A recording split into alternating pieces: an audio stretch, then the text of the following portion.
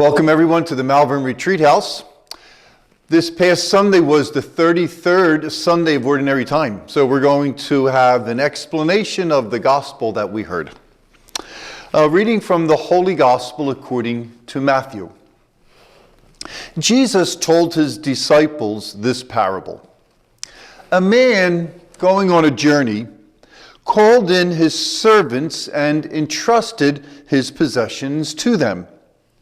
To one he gave 5 talents, to another 2, and to a third 1, to each according to his ability. Then he went away. Immediately the one who received 5 talents went out and traded with them, and made another 5. Likewise the one who received 2 made another 2. But the man who received 1 went off and dug a hole in the ground and buried his master's treasure. After a long time, the master of those servants came back and settled accounts with them. The one who had received 5 talents came forward, bringing the additional 5. He said, "Master, you gave me 5 talents. See, I made 5 more." His master said to him, "Well done, my good and faithful servant. Since you were faithful in small matters, I will give you great responsibilities. Come, share your master's joy." Then the one who had received 2 talents also came forward and said, "Master, you gave me 2 talents. See, I have made 2 more." His master said to him, "Well done, my good and faithful servant. Since you were faithful in small matters, I will give you great responsibilities. Come, share your master's joy." Then the one who had received the 1 talent came forward and said to him, "Master, I knew you were a demanding person, harvesting where you did not plant and gathering where you did not scatter. So out of fear, I went off and buried your talent in the ground. Here it is back." His master said to him in reply, "You wicked, lazy servant. So you knew that I harvest where I did not plant and gather where I did not scatter? Should you not then have put my money in the bank so that I could have it back with interest on my return? Now then, take that talent from him and give it to the one with 10. For to everyone who has, more will be given until he grows rich. But from the one who has not, even what he has will be taken away. And throw this useless servant into the darkness outside, where there will be wailing and grinding of teeth." The Gospel of the Lord. Praise to you, Lord Jesus Christ.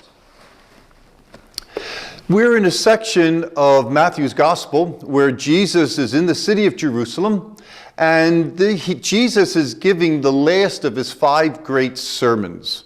And sometimes this sermon is called the final discourse. Sometimes it's given a more theological title, the eschatological discourse. But it deals with the end of time and our own personal judgment. That's what this sermon or discourse is primarily about. In the discourse, as I said last week, Jesus tells 3 parables. And the parables all follow the same structure. Okay? There are 2 groups of people. Okay? There's always 2 groups of people. There's an important person who leaves and is going to be coming back. That's the second part. And then the third part is really simple. Those who are ready are rewarded. Those who are not ready are punished. So that's the structure for the parable. Last week, the parable was about 10 bridesmaids. This week, it's about 3 servants. So let's take a look at it in a little bit more depth. This wealthy man, an estate owner, goes on a journey, calls in 3 servants, and entrusts his possessions to them. 5 talents, 2 talents, and 1 talent. A talent is a unit of weight. It's about 70 pounds. So the person with 5 talents has 350 pounds of something. Now, if it was gold, in today's standard, the owner would have given him over $10 million worth of gold. Okay, that's a lot of money.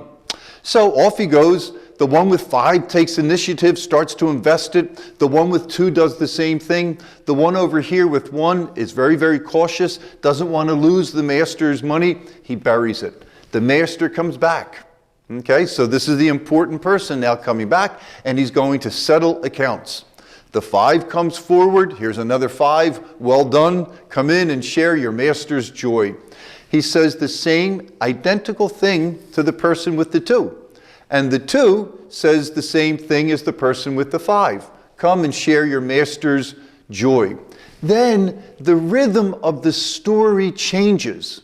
It's like dun, dun, dun, dun, dun. So there's a little tension now.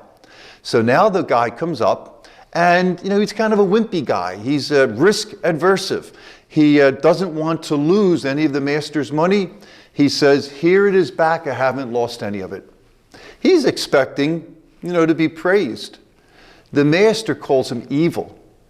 The master says, you are wicked. Not only are you wicked and evil, you're lazy. You're lazy. Then he turns to his assistants and says, take what he has and give it to the one with 5, and then throw this one outside where there will be wailing and grinding of teeth. Now, in Matthew's gospel, wailing and grinding of teeth is code language for eternal damnation. Eternal damnation. So it's the same basic structure, but there's some differences to this parable, just like next week's parable is going to be a little different too. In this one, the emphasis is on the judgment of the 3rd servant. So the first 2 are kind of covered quickly, but most of the emphasis in the parable is on the Christian, the servant who doesn't do anything with what he's been entrusted with. And probably Jesus does this intentionally because he's more concerned with his followers who hear his teaching but don't do anything with it. And this is what Matthew is probably focusing on too. The Christians in his church who have heard the teaching of Jesus Christ, but they're not doing anything with it. Okay? So if I had to summarize the gospel for this week, it would be Jesus rewards those who hear his teaching and do something with it, and Jesus punishes those who do not. Okay? Jesus rewards those who hear his teaching and do something with it, and then he punishes those who are not. Thanks, everyone. Tune in tomorrow. We'll take a look at this gospel again, especially how we can apply it in our lives.